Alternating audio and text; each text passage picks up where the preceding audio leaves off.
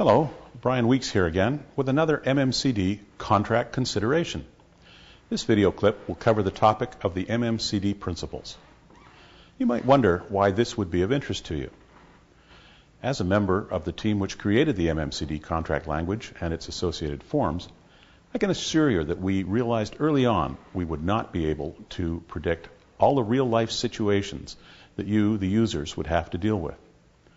We did our best to write a complete set of contract terms, but we knew there would always be situations when the author preparing the contract or the person administering it would need to make choices. For example, suppose that you are preparing a tender package and the owner suggests removing the MMCD clauses related to quantity variation adjustment.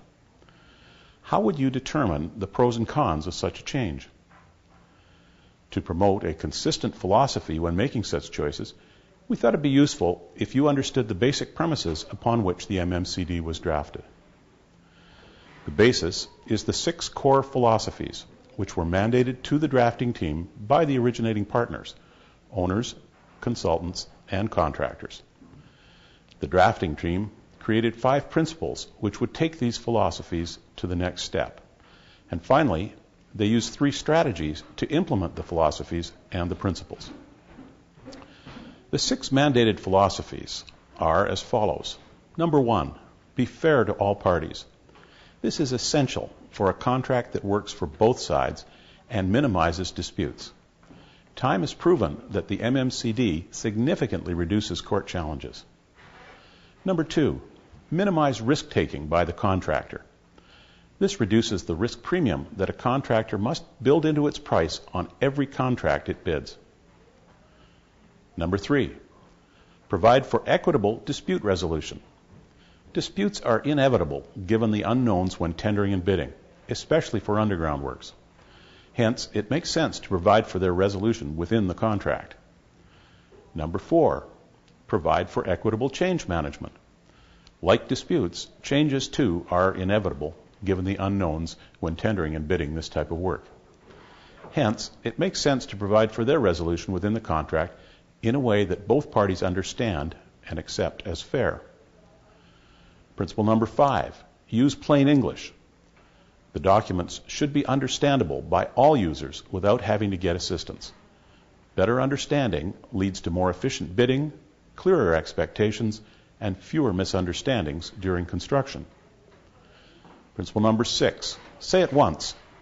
This was an unusual mandate, but it makes sense to draft efficient language to make sure we do not say the same thing in different ways with potential for misunderstanding. This also makes for easy and powerful document editing. Taking these 6 principles to the next step, the number 1 is the contract participants need to work as a team. While each of the parties, owner, contractor, and consultant, will have their own goals and priorities, there is overlap. And it is the MMCD's goal to maximize this overlap. The more teamwork we can promote, the easier it will be to administer a contract. Number 2, the owner should not try to get something for nothing. Contractors do not expect to be charitable organizations. They bid on what is presented, and it is fair for them to be compensated for work or impacts which could not have been anticipated during bidding. Number 3, the contractor is obliged to bring expertise. The owner is buying experience and capability that it does not have. Contractors are expected to provide assistance to the owner to minimize costs, especially when unexpected situations or problems occur. Number 4, contracts work best with proper administration. Clear expectations, time deadlines, and simple forms will help the contract administrator, the contractor, and the owner to handle the necessary paperwork. Number 5, disputes are best resolved promptly by the parties. Disputes have both monetary and interpersonal costs which can never be calculated. The best way to resolve a dispute is to have the 2 parties come to a mutually satisfactory agreement. The sooner this happens, the lower the cost. So the 3 strategies that we used when writing the contract language are as follows. Number 1, no surprises. In our business, there are rarely good surprises. The earlier a problem is raised, the better the chance to brainstorm the optimal solution. Leaving a problem to fester, or worse, starting on the wrong solution, is a sure way to waste money and develop antagonism. Strategy number 2. The CA's signature is good as gold. This doesn't mean that the CA can sign anything. What it means is that once the CA signs a document, that signature can only be challenged through the dispute resolution process. Thus, it provides some certainty to the contractor and requires the contract administrator to take care of any necessary precursor authorizations from the owner before creating a new contract document, whether that document is a change order, a progress payment, or a certificate of completion. Strategy number 3. Provide incentives to do it right and penalties if it's done wrong. The carrot and the stick approach is an effective means of motivation, and we use it frequently throughout the document. So let's return to the example. How can you apply these ideas to evaluate the question of removing the language concerning quantity variation adjustment? Looking at the philosophies. Fairness. Since the loss of the language is a loss of protection to both parties, this is neither a pro nor a con. Risk-taking.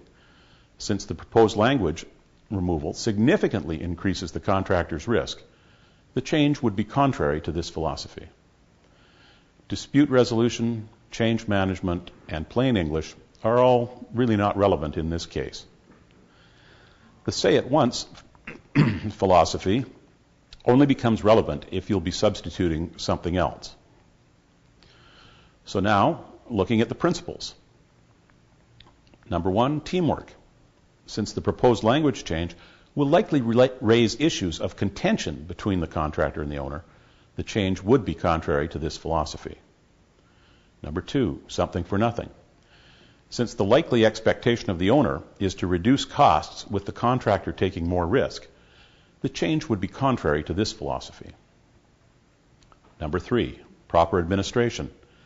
Administration will be easier as quantity variations will not have to be tracked or prices adjusted. Number 4, resolving disputes between the parties. The removal of this language could well lead to a dispute. If there is no way for the parties to resolve it using the contract language, it may have to be resolved by an arbitrator or judge. Thus, the proposed change would likely be contrary to this principle. Finally, let's look at the strategies. No surprises. While not inevitable, removal of the quantity adjustment variation language could lead to a surprise claim for additional costs. If so, this would be contrary to this strategy. Signature as good as gold, not really relevant in this case. Incentives and penalties, again, not really relevant. So, to summarize, the owner should carefully balance any anticipated savings against the potential problems that this language was intended to avoid.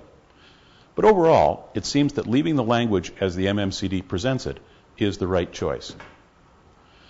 I hope this has helped clarify this contract consideration.